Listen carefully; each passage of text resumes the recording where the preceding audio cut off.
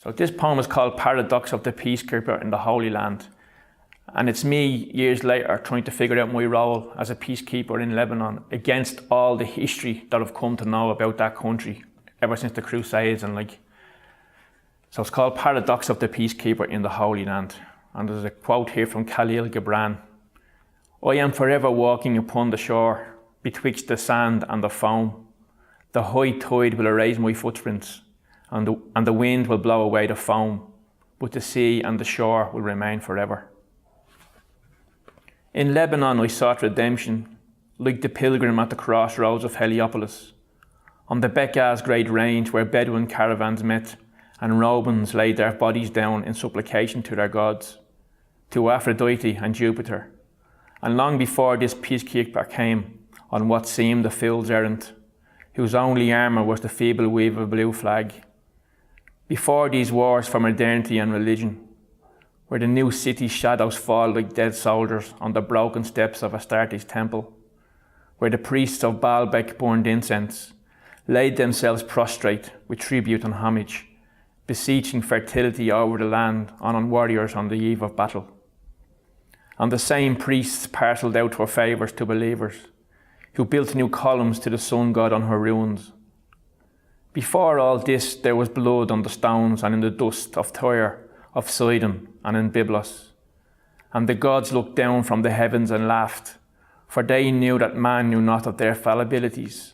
Their eyes kept the storms that belief constructed.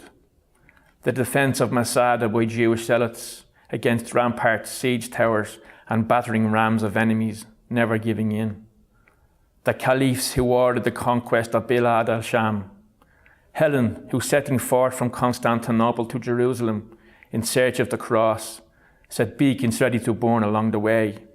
And Constantine, her son, converted his empire in promise to his mother, who lit the path for crusaders and the burial places of 1,000 years.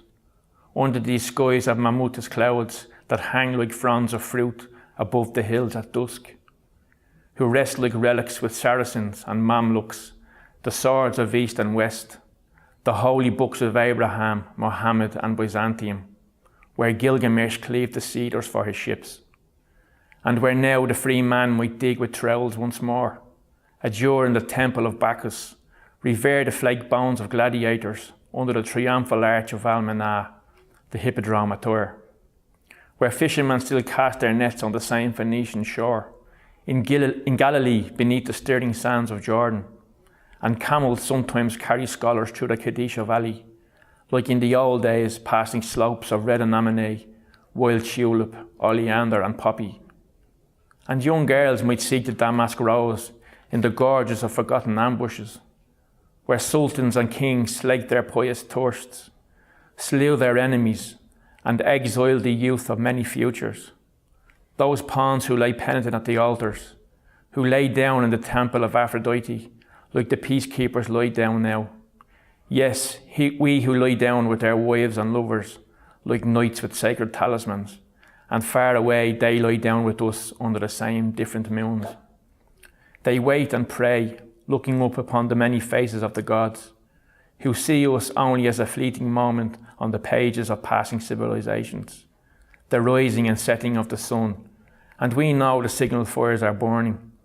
The funeral pyres rise up in pillars of ash in the marches between the watchtowers, along the border where, and we know that so much metal has been fired in this cauldron, from arrowheads and spears to icons, and the corrupted jagged shards of bombs, shrapnel, landmines and bullets. On a rainy day we can almost smell it, weeping through the red mud tracks of an army, and we must watch our step.